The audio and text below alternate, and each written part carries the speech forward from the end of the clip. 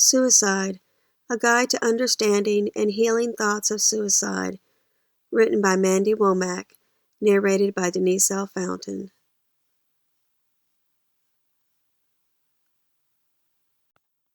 Introduction.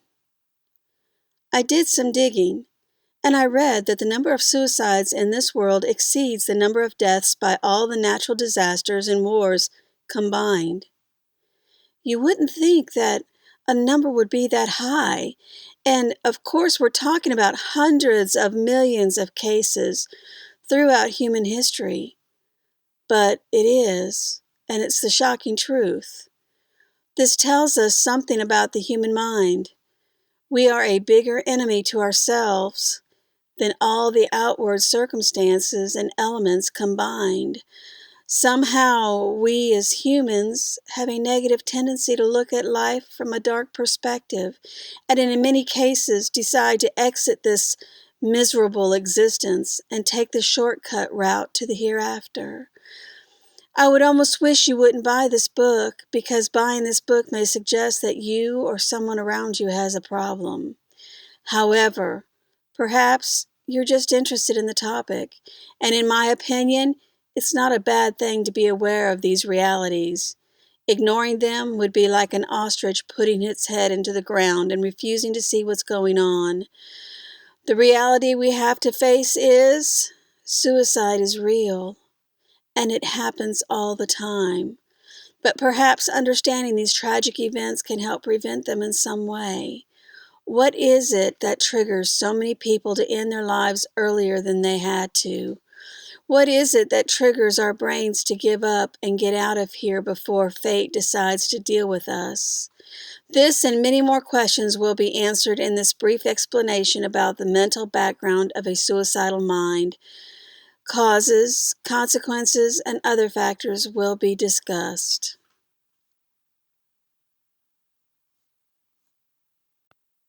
Chapter 1, Stats and Causes. The statistics don't lie. Many people take their own lives. Let's look at some of the things we can find with a little digging first. The truth may shock you. When you look at these stats, they may reveal the root cause and all the underlying circumstances of each individual. Each and every case is different. Someone may have been bullied, abused, threatened, failed, dumped, or damaged in some other way. But there could be a lot more to it than just simple notions. Either way, the confronting reality became too much for many of these individuals, which caused them to make a choice, and they do so for their very own reasons. Men and women. Surprisingly, many sources point out that men commit suicide more often than women. Perhaps this is related to the pressure of providing, the low protection rate society hands them. They send men to war more often than women. Or the shifting patterns in a Western cultural change that has been happening in the last few decades. One might wonder why it is so that women have more tendencies to get depressed, and why this doesn't lead to a higher suicide rate among women. Well, perhaps we'll find the answer someday, but one could only guess that they are less likely to take action on their suicidal thoughts. Committing suicide can take some courage, which I'm not saying women don't have, and a determined attitude to take action without thinking it through too much. But no matter how much we speculate, each individual situation is different, and one could only wonder. Top suicide rates per country. When we look at society as a whole, there is no mistake at the reasoning behind the economical, geographical, cultural, and historical significance that each country has a different suicide rate. Economic depression, civil war, twisted roles of men and women, or pressures in the family, religion, or political feeding ground can all cause suicides to rise and fall. People are just individuals in their own little world. Most of them actively participate in the dilemmas of their country and the mayhem around them, beyond the walls of their own home. Interestingly enough, countries with the lowest suicide rates are some of the following: Libya, Azerbaijan, Egypt, Iraq, Jamaica, Oman, Kuwait, Lebanon, Saudi Arabia, and Syria. These countries have less than 2 suicides per 100,000 people per year. As you look at the geography of these nations, almost all of them are in the Middle East. A quick conclusion from these numbers could be that the culture in those areas, as well as the dominant Muslim religions, frowns upon suicide and apparently has an effect on its population as to prevent them from making that decision.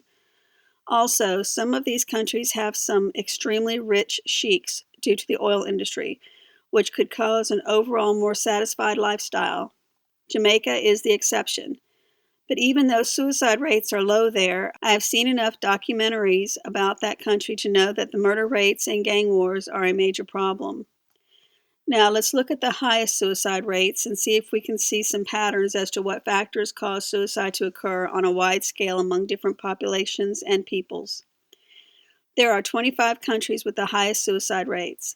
By the time you read this book, some of these may have switched places, but the most important thing we can learn from this is how a pattern gets created by national circumstances.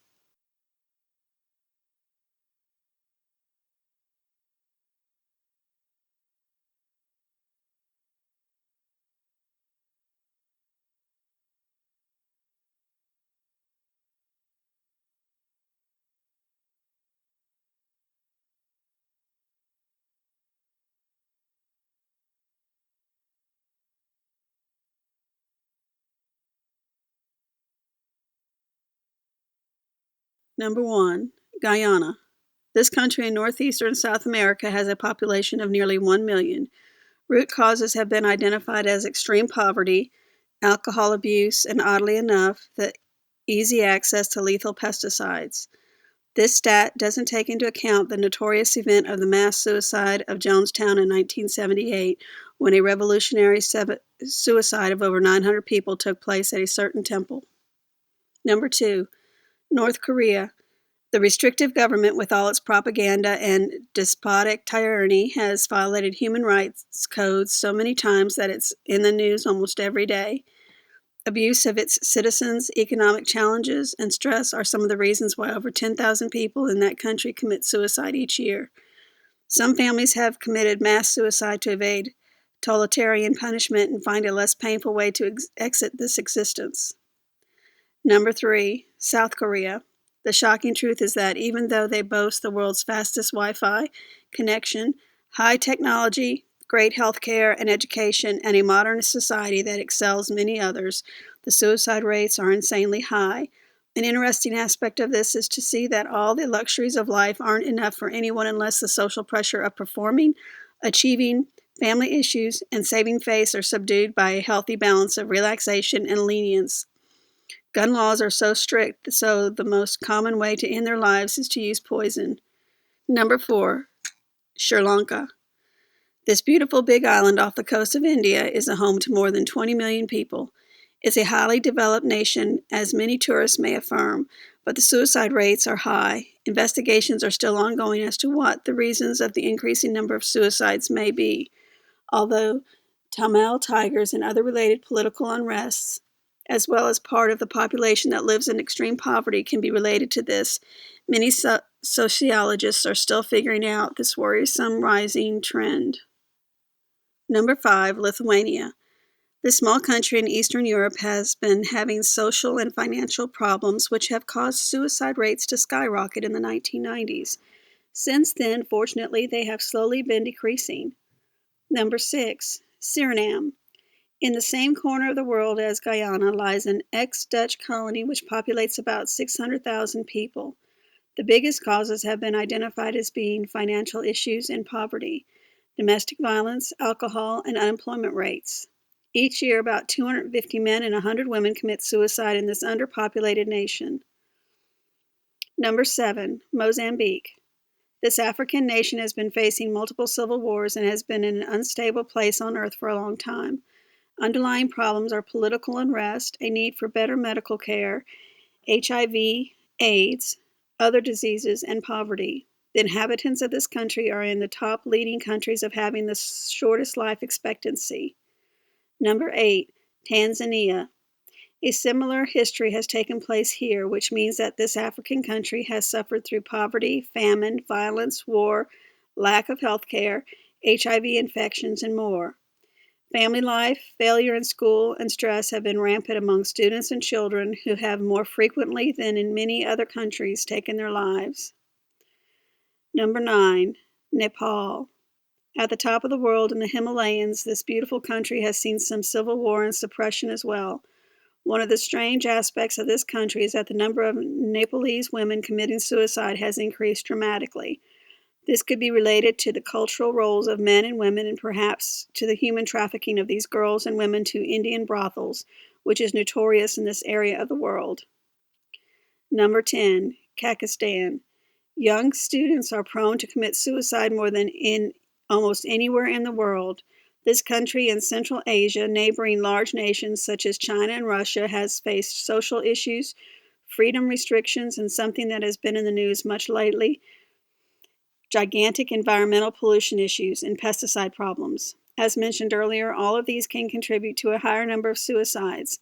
Another interesting factor is the high suicide rate of young girls in this country, which could also be related to gender roles and/or human trafficking issues. Number 11, Burundi, next to Rwanda and Congo. This area in the world has seen its fair share of genocides, massacres, conflicts, and suffering. Corruption, not enough access to clean water, health care, education, and other basic human needs have caused suicide rates to be high. Number 12, India. In this populated nation with over 1 billion people, about as many as 200,000 people commit suicide each year. Other stats argue less or more, but suffice it to say that the number is fairly high. Family and health reasons have been indicated as the most determining factors. Number 13, the South Sudan, a country with a history of civil wars, child soldiers, and conflicts. Displaced refugees, homeless people, and soldiers are vulnerable to having the tendency to take their own lives. Number 14, Turkmenistan. In this country next to Kazakhstan, there are more suicides than deaths by road accidents. It's good to know that perhaps the people in this nation are safe drivers, but it's problematic that the suicide rates are so high. One of the major contributors has been determined as unemployment caused by a state-controlled suppressing regime. Number 15, Russia. Heavy alcohol abuse, perhaps due to the winter depression and SAD, has been determined as one of the leading causes for the suicide rates. Fortunately, the rates have been declining since the 1990s, but they are still high enough to rank as number 15 in the world. Number 16, Uganda, close to Sudan. This country in East Africa has seen so many civil wars, landmines, child rapes, child soldiers, poverty, and depression that there are entire books dedicated to explaining the complicated downward spiral they are in. It makes sense that suicide rates are under such challenging circumstances. Number 17, Hungary. Oppressed by the former Soviet Union, this nation had the highest suicide rate in the world in the second half of the 20th century. The communist regime had its effect on the population, and even though the number is now decreasing, it's still ranking high. Number 18, Japan. Despite the fact that it's one of the most modern and richest countries on earth, Japan has seen a lot of suicides, often caused by unemployment, depression, and social pressure to hold the family name and perform, succeed, and be perfect to save face. It has seen the highest among men between the ages of 20 and 44. Number 19, Belarus. When we talk about Eastern Europe, it's no surprise that Belarus has fallen victim to depressive circumstances as well. It is noteworthy that small towns and rural areas see the most suicides, which has been attributed to alcohol use and depression, which could also be related to the harsh winters in this area. Number 20, Zimbabwe. Another African country with famine, HIV, AIDS infections, poverty, and a racist oppressive regime. Number 21, Bhutan. This small nation bordering India and Tibet has seen its fair share of problems as well.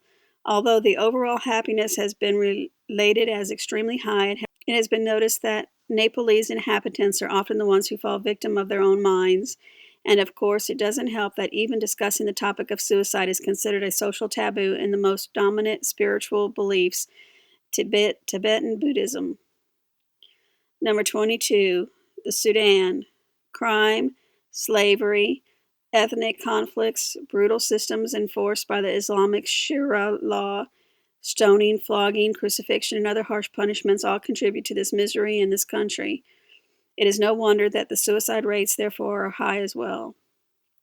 Comoros. You may never have heard of this tiny island between Madagascar and Mozambique, but even in this tiny speck on the outskirts of the world, there is a history of violence and civil wars. The country has seen extremely poor circumstances, and it's hard for most of its inhabitants to get by. Number 24, the Ukraine.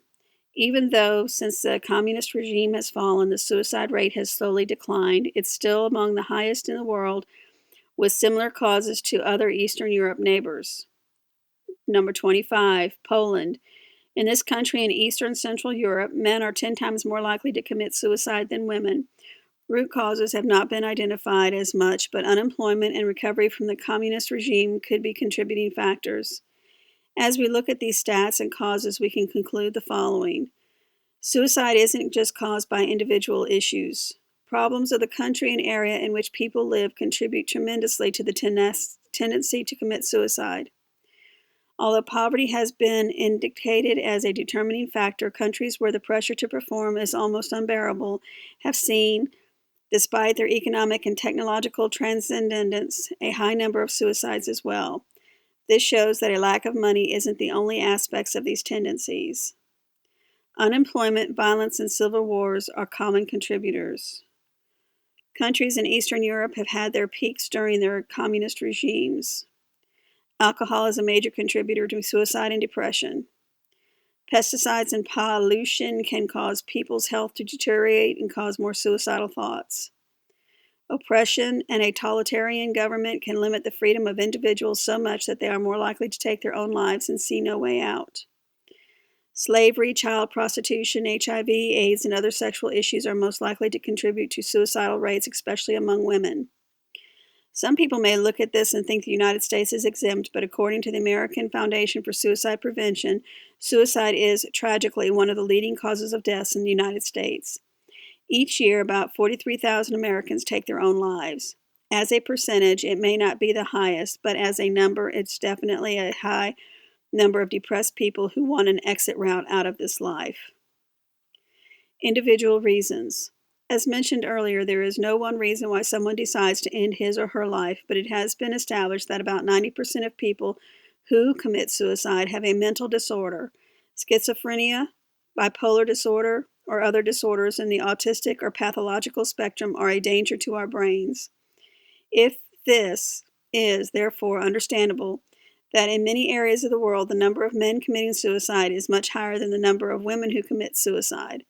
Men have 5 times more chance to be autistic and also have a higher chance to suffer from PDD-NOS, schizophrenia, ADHD, or other disorders. Depression is the top reason why people commit suicide, and of course, there could be many reasons for a depression, and there is much more to it. To be honest, as I'm writing this book, I recall being pretty depressed and even diagnosed with it during a couple of my teenage years. I didn't have too many suicidal thoughts, but I did mention it once or twice, not being entirely serious anyway. Bullying, sudden changes, and peer pressure were the most important reasons for my depression. I hated a lot of the 12 and 13-year-olds in my class, as well as the jerks and mean girls roaming the hallways in school. It's a tough age, and it's also an age when kids do everything to climb the ladder of popularity, including putting others down. Mean comments about my clothes, my demeanor, or anything they could find against me were part of everyday struggles. Sometimes I skipped school just because I didn't want to be confronted with my assailants. However, I came from a good home, with the marriage of my parents intact and a childhood with many happy memories. You'd be surprised how many people have actually contemplated suicide, even in your own circle of friends and family. I recently discovered one of my extended family members found her brother trying to commit suicide, which I had never heard of before. It surprised me a little since it was such a shocking story, but I also knew it was a tough home he came from. Aside from all this, let's look at some more reasons why people commit suicide.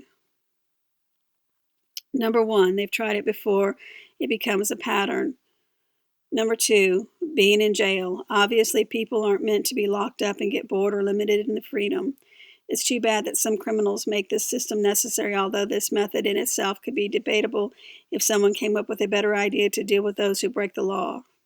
Number 3, a family history of suicide. Number 4, substance abuse, drugs, alcohol, smoking. All of these increase the chances, but other addictions such as eating disorders or pornography can lead to depressing thoughts. Number 5, low satisfaction or low job security. Unemployment on a large scale can have an impact on suicide rates in any country. Number 6, the mind can only take so much manipulation, sexual abuse, beating, or being yelled at. Being neglected or seriously abused can trigger depression and therefore even suicide. Number 7, medical conditions like cancer or HIV. The thought of having no control and the constant fear of dying early can cause people to end their lives even earlier. Number 8, isolation, whether physically or socially or both. Bullying also falls into this category.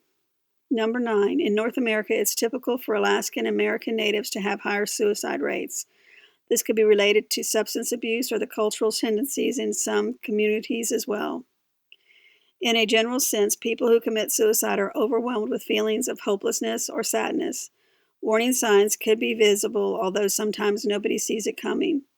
An extended family member I know recently tried to commit suicide. Everyone was shocked. Nobody knew his problems were that big, and after a failed attempt and hospitalization and recovery, they immediately took him to psychologists and professionals to work out the silent drama that was going on in his mind. There was no abuse in the home, and no one expected him to be that far gone. So if you learn that someone who commits or tried to commit suicide, it doesn't always mean you should have seen it coming. You can't. Sometimes, yes, but not always. Sociocultural reasons. Sometimes suicide is preceded by isolation and loneliness. The feeling that nobody understands you can be trigger to cause depressive thoughts. At times, these feelings occur because of differences with the rest of society.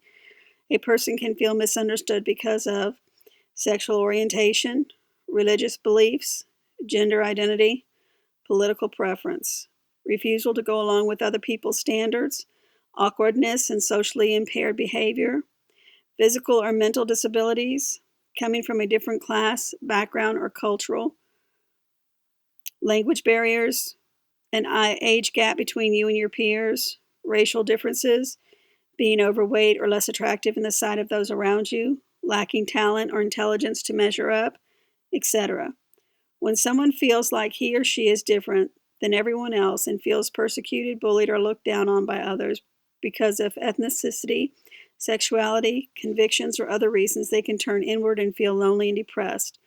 This is simple and it's human nature, but if those feelings become too strong, isolation may occur, and this could ultimately trigger thoughts about suicide. People are social beings, and even introverts have the basic need of at least some interaction with others and to feel understood and listened to. The basic human need for positive attention is one of the strongest and most unfulfilled in these days, maybe even more so with the rise of social media.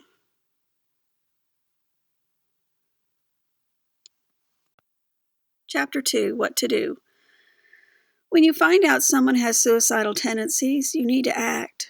Sometimes it can be just helpful to be there for them, to keep them company a lot and listen to their complaints. Doing fun things and getting a little dopamine and happiness hormones in their brains may add to it, but a lot of times it's not enough. Recognize the signs.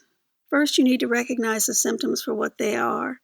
The difficult thing is that not everyone who is depressed is suicidal. Like I said, it only crossed my mind once or twice in my 3-year depression. It wasn't that strong, and I wasn't even serious about it. I personally know a friend who committed suicide, but he had had signs of depression, plus he had been abused in his childhood. Not only that, but despite his high intelligence, my parents noticed certain behavior and kind of predicted that it could happen. Did they do all they could? Of course. They visited him as often as they could, checked on him whether or not he got professional help. Sometimes there isn't much else you can do. If they want to do it, they'll find a way, but recognizing it is the first step. How do you recognize suicidal tendencies? The victim typically feels hopeless, stuck with no solution or way out, overwhelmed, anxious or easily agitated, as if there is no reason to live, mood swings, addicted to alcohol or drugs. They could be talking about how important life is. They could mention things like, "What's the point? I might as well end it now." Making a will or giving some personal belongings away in preparation for their death. Looking for a way to damage themselves, like buying a gun. Sleeping too little or too much. Not eating enough or overeat all the time. Significant weight loss or weight gain could be signs. Avoiding social interaction. Excessive anger or plans to get revenge on those who harmed them. Showing signs of anxiety, attacks, or nervousness. Seek help. Second, when you notice signs of suicidal tendencies, you need to get help. This may be professional help, especially in severe cases, calling the emergency number in your country, or a friend or family member the victim confides in. This is as simple as acknowledging that you may not be the perfect person to talk to, since you may not have the experience that helps you know what to do. I remember one of my family members had suicidal tendencies, and to be honest, I had no clue what to do about it other than just being there for him or her. Treatment. Even though every patient is different, treatment of someone with suicidal tendencies usually consists of two elements.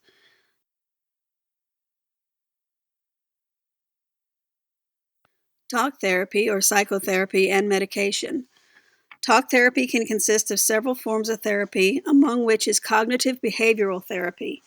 This kind of therapy helps individuals deal with the stressful emotions and life events that they encounter. It can contribute to preventing depressive tendencies. The purpose of these sessions is often to help people get control over their lives and get a sense of satisfaction. Positive thoughts can replace negative ones during the sessions. The therapist can help sort out the most challenging issues and keep the potential victims from having an overall sense of happiness. Medication can consist of antidepressants, although I've heard of many people testify of the side effects and dangers of these without a solid prescription. If therapy by itself isn't enough, medication may be prescribed, according to the judgment of the doctor or therapist involved. This can ease symptoms and diminish suicidal thoughts. Antipsychotic medication or anti-anxiety medication will be recommended if the therapist deems it necessary. Lifestyle.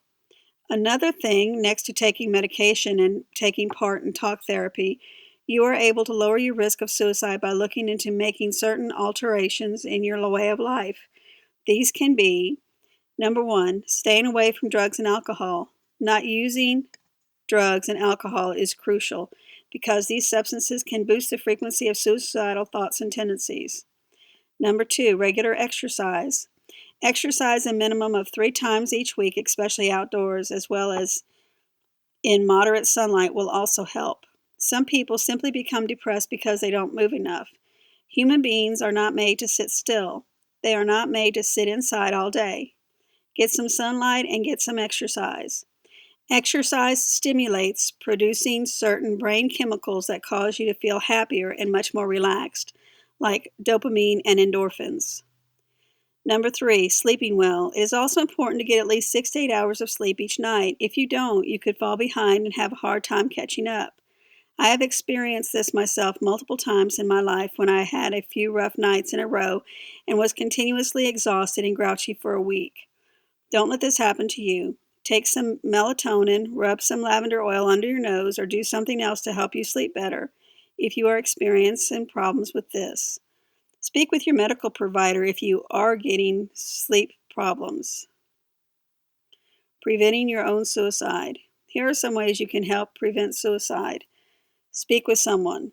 You shouldn't attempt to manage suicidal feelings entirely by yourself. Getting professional support and help from family members makes it simpler to beat any challenges which are causing suicidal tendencies or behavior. There are also numerous organizations to help you deal with suicidal thoughts and that help you figure out that suicide isn't the proper way to cope with demanding existence occasions. The nation's Suicide Prevention Lifeline is yet another great resource. They've trained staff available to speak with you 24 hours a day, 7 days a week, so whenever you need help, you can reach out to them. Take medications as directed. The doctors and psychiatrists know what they are talking about in most cases, so why not give them your trust? You shouldn't improve your dosage or quit taking your medications unless, of course, your medical provider informs you to do this. Your suicidal feelings may return and you'll develop withdrawal signs and symptoms should you all of a sudden quit taking your medications. If you're experiencing gloomy effects in the medication you're presently taking, consult with your medical provider about switching to a different one. If they give you the green light, you can do this. If not, don't mess around with things you don't understand. Never skip a scheduled appointment. It's vital that you attend all of your therapy sessions and healthcare providers' appointments. Staying with your plan for treatment is the easiest method to overcome suicidal ideas and behavior. These appointments can help you feel better and give you a boost of positive energy to get through the day or the week without overwhelming suicidal thoughts you experience constantly. Focus on indicators. Use your medical provider or counselor to discover the potential triggers for the suicidal feelings. This should help you recognize signs of danger in early stages and choose what steps to consider in advance. It is also advantageous to inform family members and friends concerning the signs and symptoms to allow them to know when you might need help. Eliminate use of lethal ways of suicide. Eliminate any firearms, knives, or harmful means within your reach. The greater the obstacle is, the less likely it is that you'll commit suicide. Of course, I understand that part of you might want to commit suicide, but consider this a part of your mind that is not really you. It's a voice or thought that stems from a lack of happiness hormones, outward circumstances, and depressing plans for the future. This is not, however, how life is. It's how you see it. And you have to accept that the way that you see life at these moments is not the right way. If you have serious suicidal thoughts, you cannot trust those thoughts. You cannot trust your mind to be clear and mentally stable. That's okay. A lot of people are messed up and they don't admit it. But if you treat yourself the right way, your mind can heal. People's minds always get damaged. Nobody has complete control over their emotions. Realize that no matter which problems you have, normal is not perfect. All those people you consider to be normal out there aren't.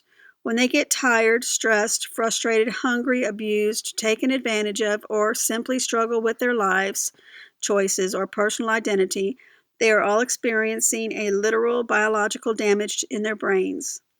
Cortisol becomes dominant, and hormones that should trigger happiness, like endorphins, a healthy dose of dopamine, oxytocin, and serotonin, are lacking. I know of myself, for instance, when I get tired, I get a little grumpier. Now consider this grumpiness and fatigue and then multiply it times 100. This is what you may be experiencing if you are in a state of depression. No wonder absurd thoughts enter your mind. Don't take them seriously. It's not you. It's a biological process that triggers negative emotions. Your job is to overcome those.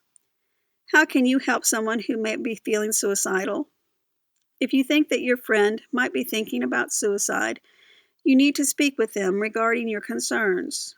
You can start the conversation by asking them questions in a non-judgmental and non-confrontational way. You might ask them, for instance, have you been having suicidal thoughts? Have you taken steps to commit suicide? Have you ever tried to commit suicide previously? When they answer yes to any of these personal questions, they are at risk of attempting to commit suicide, plus they are entitled to receive professional care immediately.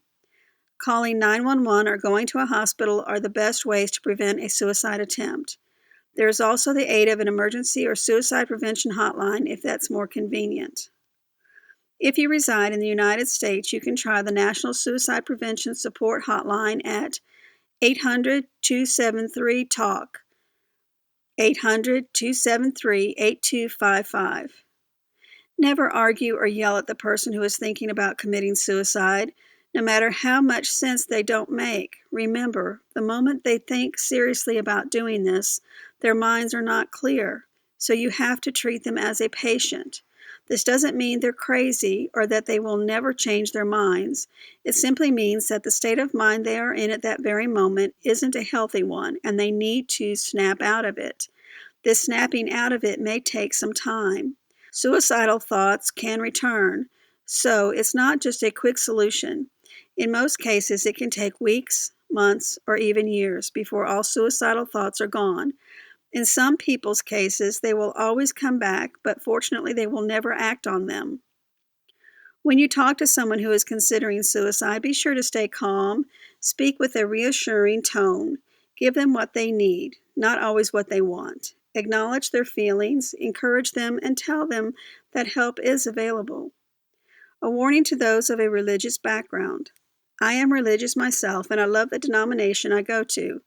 I firmly believe that my religion is right and true and that it can help everyone. Everything I learn in church makes sense and has made many people aware of God's love for them and improved their lives. However, just because someone knows something doesn't always mean they feel it.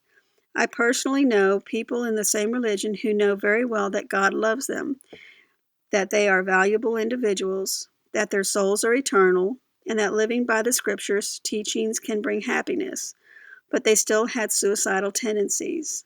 Why? Because, like I said, the brain of a depressed person simply doesn't produce the necessary happiness hormones to help keep having positive thoughts. It's a biological, mental thing, and every truth in the world cannot necessarily alter that in an instant. Some of these people were still battling traumatizing memories from their childhood, a broken relationship, a situation of blackmail or extortion, financial troubles, or slow self-esteem due to events that took place in their lives. They clung to their faith in all their might and even thought it often helped. They still had to see therapists, take medication, and work on overcoming their temporary depression. Don't take this lightly and don't think that religion is enough. It can help, but it's not a simple substitute for the professional help some people may need. You shouldn't minimize their problems or shame them into changing their mind. Hearing them and showing your support is the easiest method to enable them to overcome their thoughts. You may also try encouraging these individuals to seek professional care. Offer to assist them to find a physician or mental medical expert. Make an appointment or offer for these to go to their first appointment. It's critical to do this if you are capable of helping. Beginning a discussion and risking your emotions towards saving your life is really a risk worth taking.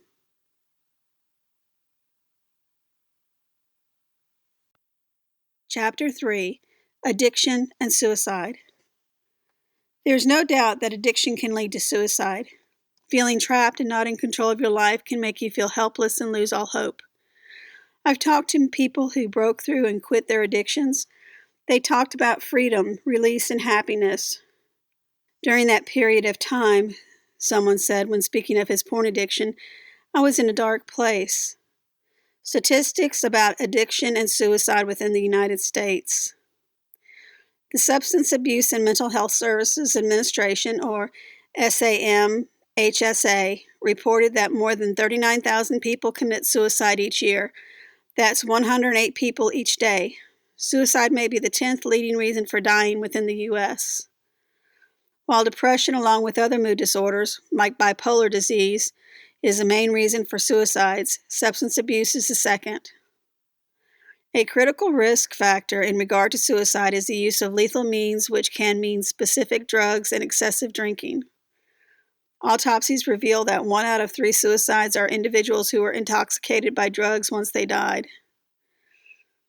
In 2011, there is a 51% rise in drug-related suicide attempts. Research shows the most powerful predictor of suicide is a result of alcohol dependency and not always a mental disorder or psychological disorder. Those who are suffering from addiction or drug abuse disorders are 6 times more vulnerable to suicide compared to the general population. When a realistic look at your addiction catches you, you might feel extreme loneliness. The stigma in society doesn't help because it enables you to feel segregated from people when you've admitted the lie that your life is useless. It may seem hard to begin to see the value and worth in yourself, but you should seek help. When individuals don't know very well what you're dealing with, they may shame or blame you. When you're finally requesting help, the final factor you'll need is judgment. The thing you need above all else is support. A part of addiction is feeling confused and ashamed, so when people exasperate that feeling in your soul, hopelessness may ensue. Everyone really wants to belong, so when everything else seems to be taken from you, blame could be the last straw. Comprehending the addiction cycle. The addiction cycle is really a terrifying, defeating, and absolutely life-destroying scenario. It's a lack of self in the true sense of the word. So when you lose yourself, there appears to become little left to live for. There's little else to define you besides the fact that you're a drug addict. Your existence involves in some way having your substance. This makes an addiction a nerve disorder, in which the brain literally gets damaged from the frontal cortex shrinks, which makes it harder to make rational planned decisions. Stages of addiction are a frustrating spin cycle that involves different feelings. It may cause you to simply quit whatever your life requires this mindset.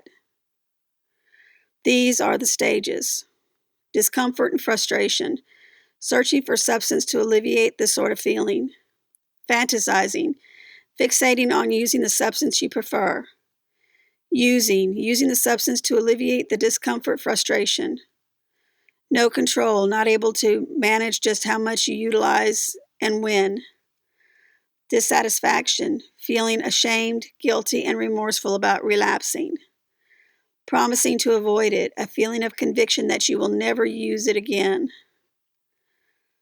The addiction becomes so hard that everything related to it becomes a struggle as well, so you'd require an intervention.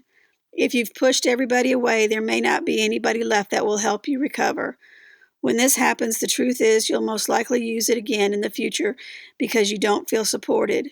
When it comes to illegal drugs, it happens from overdosing, intentional suicide, or perhaps a drug-related accident. The annoying after effect of addiction. Addiction is really a slow decline to disaster, and recovery is a lengthy, treacherous process. Those things you are taking while hooked on substances may cause a mountain of damage that is real and incredibly painful. The mistakes you've made from ordinary problems you attempted to hide are difficult to handle. Relapses are frustrating. The changes in your life that occur while in the middle of an addiction, or perhaps recovery, might be an excessive amount of emotional struggle to cope with. Divorce, lack of career or family members, along with other sudden or lingering life changes that occur due to addiction, can result in emotional problems. This is when suicide can seem to be the perfect solution for many, but of course it isn't. There are so many ways to solve problems, even if you don't see it at the moment you're in the middle of them. Although drugs may appear to help at first, they exacerbate problems over an extended period of time. The more you're hooked on substances, the greater you are in position to lose. This will make it harder to desire a real recovery on your own. You're less inclined to turn to healing yourself as you've compounded problems and possibly lost some hope. Specific addictions connected with suicidal habits. Abusing depressants like alcohol or sedatives like carfentanil can trigger signs and symptoms of depression and additionally increase the chance of suicide. The effects you face because of your addictions typically result into the fact that a lot of people consider suicide.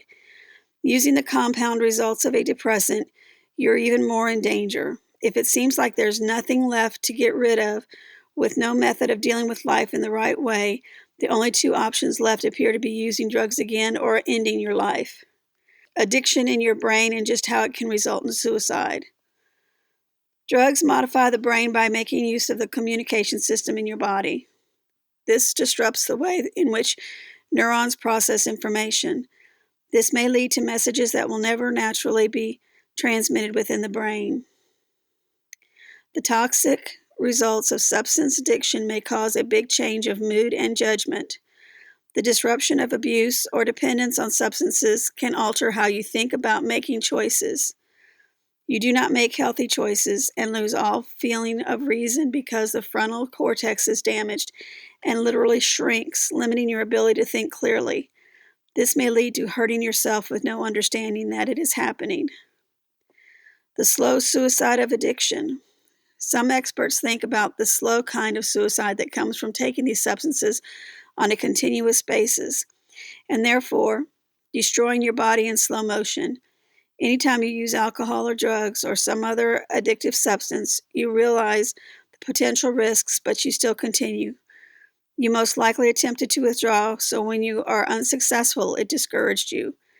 Given sufficient time of using harmful substances that manipulate your mind and break down your organs, you'll lose exactly what matters. You might use a fast suicide at this time, or simply continue down the road with hopes that dying will ensue. Coffee, cigarettes, and sugar are pretty deadly as well. Minimize your sugar and stay away from the first two mentioned. The breaking of an addiction can result in suicide. Even if you've made the decision to stop your addiction, you're still vulnerable to thinking about it and potentially having suicidal ideas. Among the primary negative effects of quitting your addiction is depression. Whether it's the shameful feelings you are having or even the discomfort itself, the danger could be high. The possibility of withdrawal is particularly high if you've endured from depressive thoughts and used substance to numb your discomfort. The emotions may come back twofold, getting suicidal ideas by using it. Quitting an addiction is, however, necessary, still hard. Your body is craving what you've given up, and it can cause tremendous frustration for some period of time until your body adjusts and gets back to your normal, healthy self. Depression can stimulate feelings that trigger further utilization of alcohol or drugs. Going cold turkey with any substance that may cause reckless abuse of drugs, and there's a greater chance of overdoing it. If you go cold turkey, you need support. You cannot do it alone. During this process, you might feel extreme shame or guilt. Should you relapse, suicidal tendencies can happen as a result of sense of failure and hopelessness. While withdrawal from the substance may lead you to be depressed or ill, they aren't directly considered harmful. You may find exceptions like alcohol, benzodiazepines, and opiates, which require health-related assistance just like a rehab clinic. Alcohol quitting may temporarily cause delirium, diarrhea, and extreme nausea, which must be treated immediately. Normally, this is fixed by helping to cover their medically aided detox. Rapid detoxing of heroin or any other opiates may cause severe depression that results in a hopeless feeling, and suicide sometimes appears to be a solution to some. Roughly 1 out of 3 individuals who die from suicide are intoxicated by drugs, typically opiates such as oxycodone or heroin or alcohol. Poisoning may be a third leading method utilized in suicide deaths, and drugs constitute 75% of suicide deaths of poisoning. When hope expires. Exactly why is suicide the tragic fate of a lot of people battling with addiction? There is a couple of possible explanations. Intoxicated by alcohol or drugs, people may lose hang-ups and take a risk they ordinarily wouldn't. Furthermore, lots of people abuse alcohol or drugs so that they can relieve the signs and symptoms of depression, anxiety, or any other mental health problem. The speed of depressive disorder is 2 to 4 times greater among addicts compared to the general population, and this makes a lot of sense. Prevention starts with treatment. Even though the suicide rate among patients with untreated substance use disorder is apparently up to 45%, only 11% of addicts get treatment. This is a major concern. Many people do not seek treatment even though they need it. Stigma plays a part in keeping individuals from getting help, and insufficient learning suicide prevention plays a role in the issue once people do seek treatment. Doctors are situated to assist, identify, and stop suicidality, as long as they are fully aware of which things to look for and the way to create a highly effective suicide prevention plan. Regrettably, only some people happen to be trained to get this done. Consequently, many are put off by asking about and addressing suicidal tendencies, even if their patient is struggling with this or has previously suffered from addiction, depression, or any other mental health disorder. Someone needs to ask the tough questions, like if the patient has ever considered or attempted suicide, and whether or not they presently consider or plan to commit suicide. Someone must allow the patient to know that they are not alone, that they are looked after, and that there is hope, after which they should work together to come up with a recovery plan that first ensures their safety and then addresses the actual issues. Studies have shown that particular individuals that commit suicide, including seniors and women, will probably have experienced a principal care provider before their deaths. Thus, improving our capability to recognize and treat the standards that cause suicide will go a long way if we try to prevent it. We all know the serious threats that beset patients with addictions and mental health disorders. We realize that integrated dual diagnosis strategy to both drug abuse and co-occurring mental health disorders with a multidisciplinary group of professionals might help people recover and stop suicide. There are a variety of promising medications and therapies. For example, cognitive behavioral therapy and dialectic behavioral therapy may prevent suicide attempts up to 50%. This is huge. Think about that for a moment. This is the biggest, most important part of preventing suicide, the right kind of therapy. We are often worried about the addicts within our lives for good reason. They are high risk of dying by a few causes, including diseases, accidents, and suicide. Suicide prevention needs a multifaceted approach.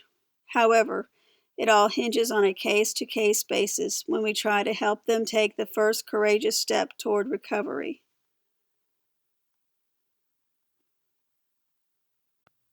Chapter 4: Divorce and Suicide. Divorce can be very traumatic. The loss of someone you love or used to love can have an immediate impact on the brain. Everything in life seems to be more difficult, and the mourning process can take years. Lawsuits, financial losses, and the confusion that children face with its necessary arrangements can further complicate the matter.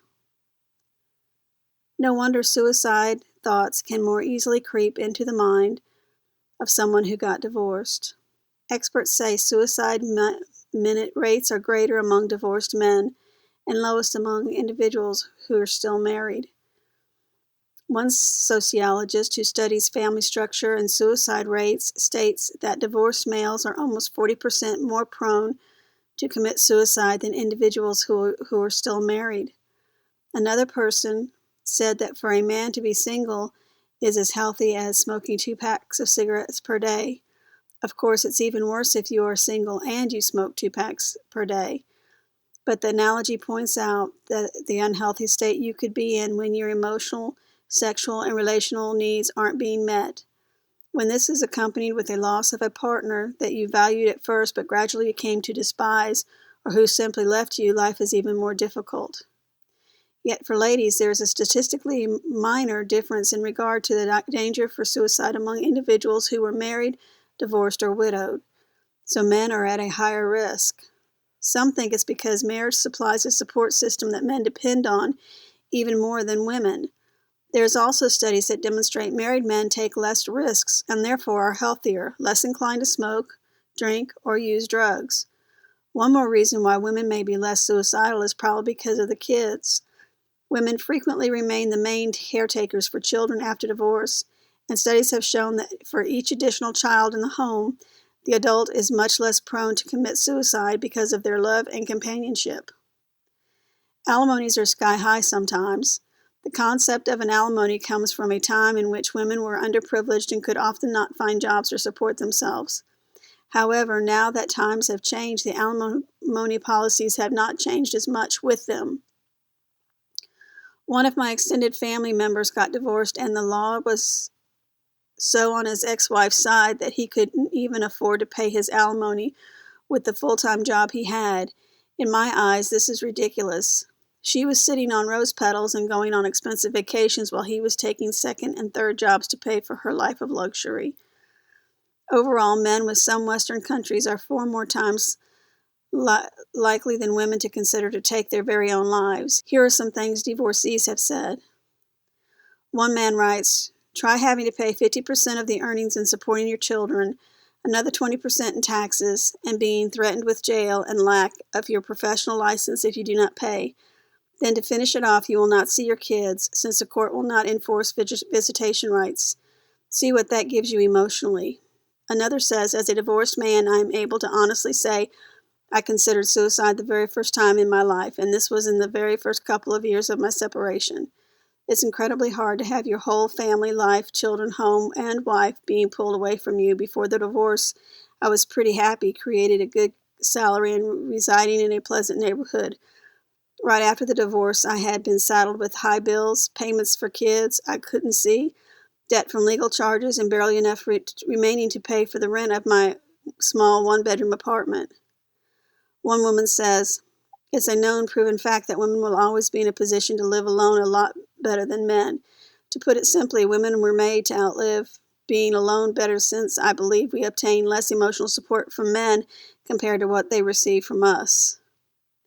Some guy writes, "Divorce takes everything from a guy, money, family, self-esteem, etc. A divorced father of the daughter is treated just like a potential child molester. No sleepovers in your home for the daughter's buddies during her weekend visits with you. Despair takes hold. You may ask yourself within the quiet occasions on your own, why don't you just end this thing called life?" Another guy writes, "I divorced my spouse this past year after 3 decades of the dead marriage. I attempted all a guy could try. Even my 2 teenagers made a decision to accept me full time. At times, the discomfort of missing my loved ones, not her, is really awful. I simply want to be over with. The kicker is I'm a professional counselor which helps others. I'll continue. I'll love and remarry, which I really hope, but this wasn't how life was intended to be, not after I tried to make it work so hard." Can divorce cause depression? Of course. Should you seek professional help when you're divorced? Maybe. It depends on the situation. It depends on how much it affects you. Sometimes people are happier after divorce, but in most cases, even when it's a good decision because life is more bearable without the abusive or invasive partner, a sense of loss still overcomes people, and perhaps at least some therapy is to be recommended in every case. Yes, you may think you're better off without your ex-partner, and maybe it's even true, but this doesn't take away the fact that being divorced almost always damages the individual. Seek help from someone who will listen to your complaints and your worries.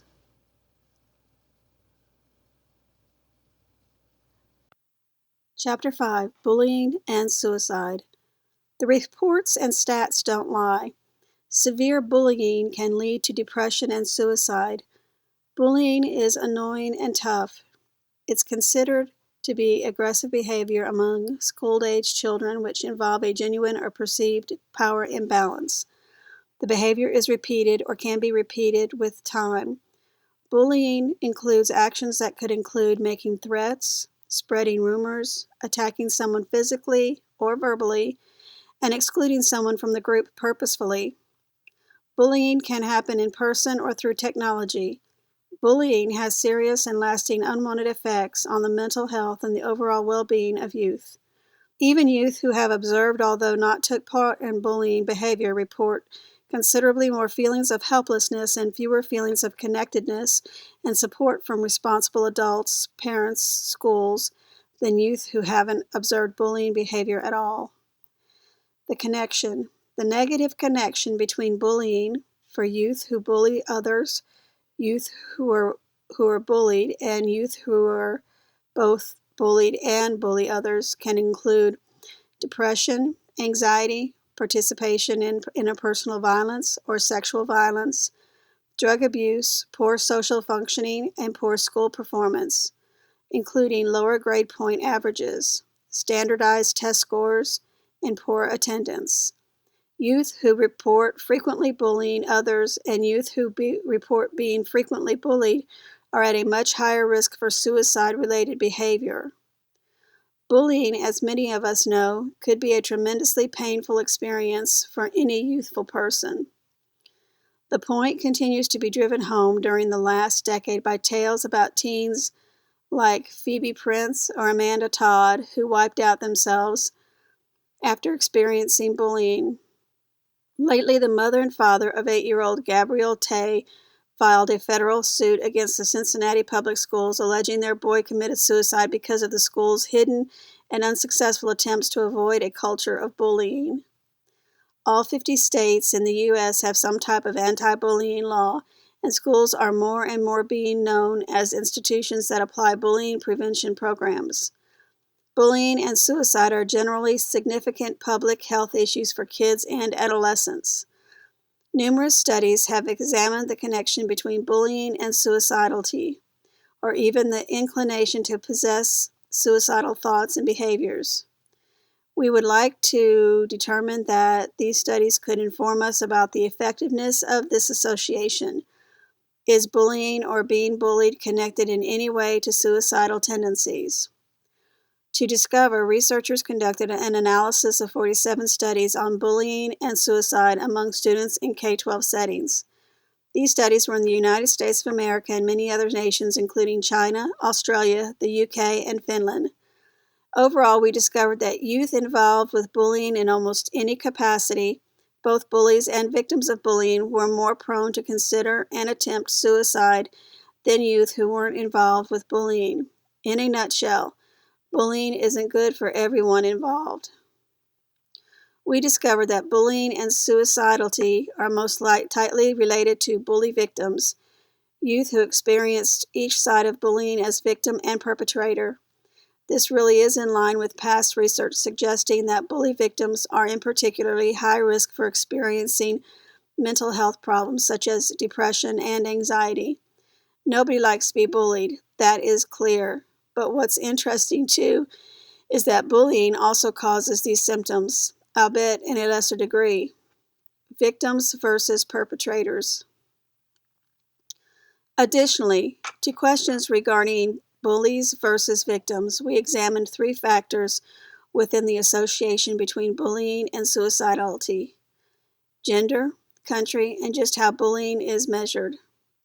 While associations between bullying, participation, and also the inclination to possess suicidal ideas or behaviors were similar for boys and girls, we saw a difference when the origin or ethnicity was different. Generally, there have been more powerful connections between bullying and suicidality within the U.S. studies when compared with their worldwide counterparts. In the U.S., bullying had more severe effects, which may be due to the cultural differences of this capitalist, competitive nation. In general, studies also demonstrated a more powerful link between being a bully victim and suicidal thoughts.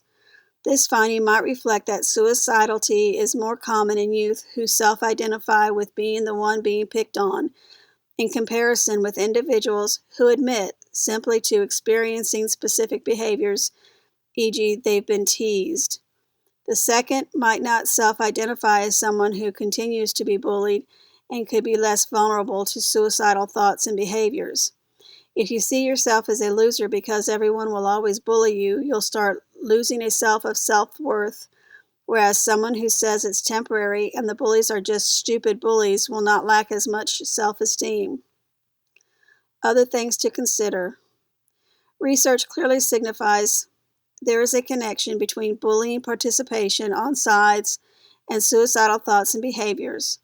However, additionally, it suggests there are factors beyond bullying which are highly relevant to suicidal tendencies and behaviors. Bullying is often not the only reason. Domestic issues can have a major impact on someone's depressive state of mind.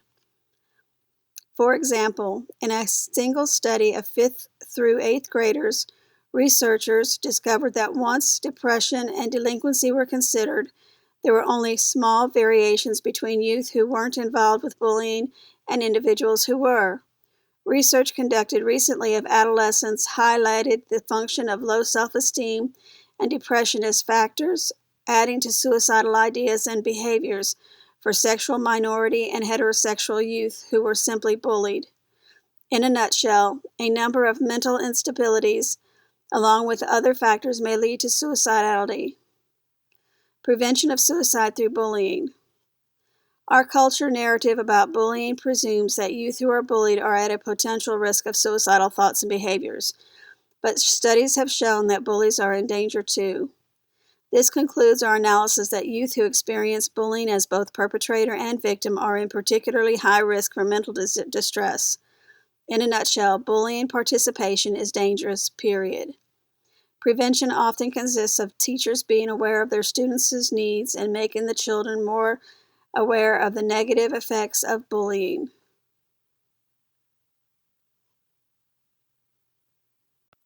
Chapter 6, Poverty and Suicide. Interestingly enough, there are many people who are poor in this world who are happier than those who are rich. Some rich people are miserable, and the actor Robin Williams' suicide is just one example of that.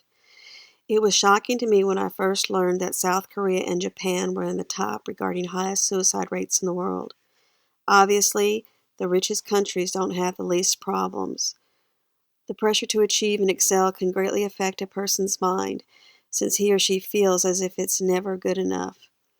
However, despite the lack of black and white analysis we can attach to causes and consequences of someone's financial situation, there is something to say for poverty's grip on people's lives and therefore a higher risk of suicide in some cases.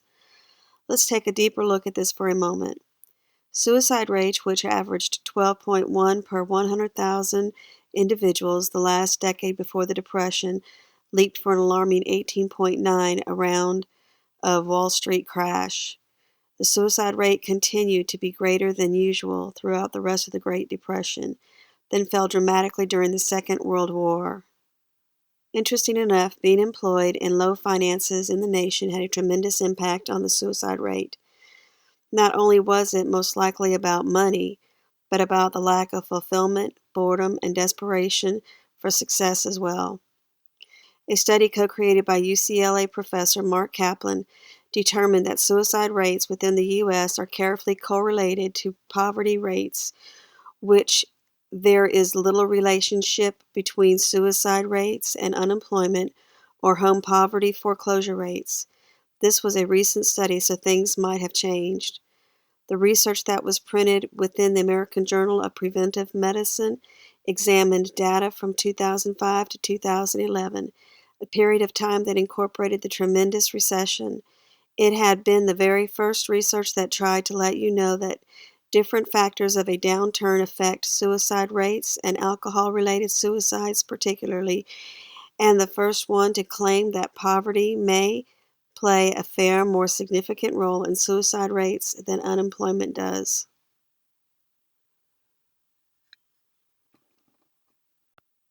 Chapter 7. Schizophrenia and Suicide. Those who suffer from schizophrenia have a disadvantage. They may hear voices in their heads that tell them to end their lives or become delusional about the reality around them. Many schizophrenics take medicine to counter depressive thoughts.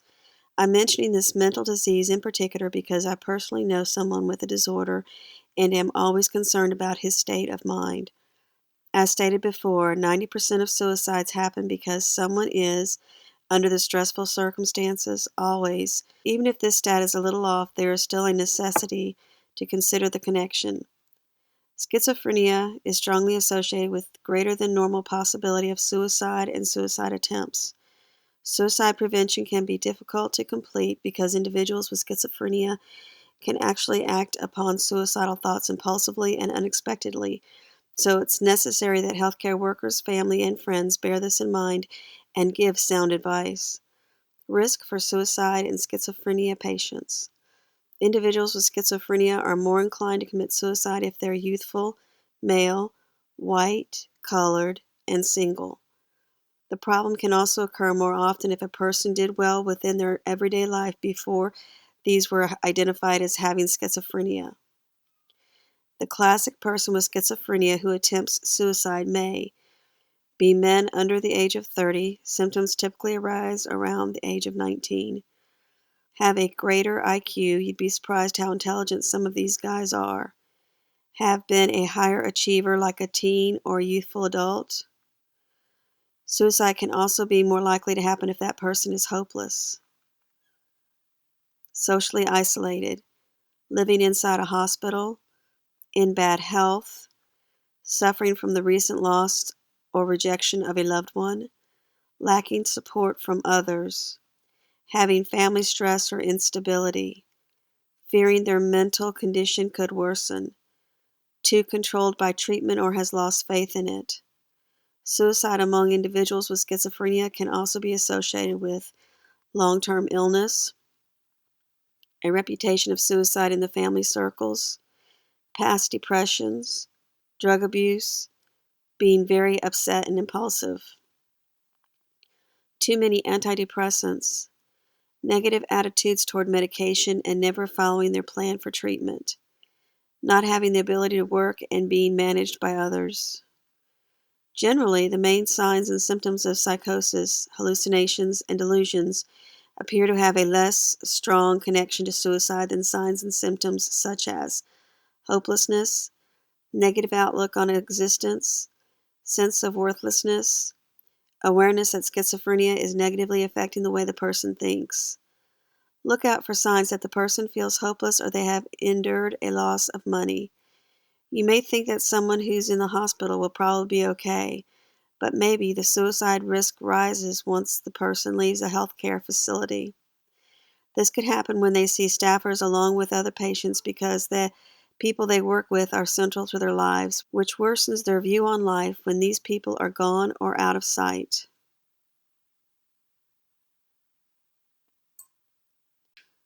Conclusion. The serious reality about life in this world is that there are many people who have suicidal tendencies. Outward circumstances, cultures, regimes, economics, personal finances, relationships, mental disorders, abuse, depression, bullying, substance abuse, addictions, pressure, climates, oppression, stress, traumas, pesticides, unemployment, and many other things can be the cause of suicidal thoughts. Suicide is almost always preceded by depression. Depression can be caused by many factors, but the bottom line is that the depressive person needs to be healed from his or her current state of mind. When you notice that someone is depressed or has suicidal tendencies, be understanding and supportive. Make sure they get the professional and/or medical help they need. Recognize the signs and see things for what they are. If things get out of hand, you can call the emergency number in your country, the suicide helpline, or take yourself or someone else straight to the hospital.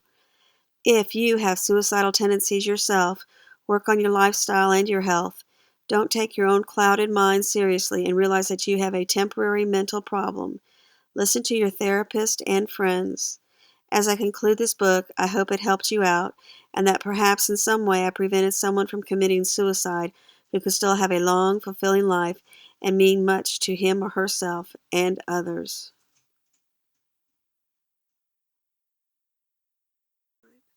This has been Suicide, A Guide to Understanding and Healing Thoughts of Suicide, written by Mandy Womack, narrated by Denise L. Fountain, copyright 2017 by Mandy Womack, production copyright 2017 by Mandy Womack.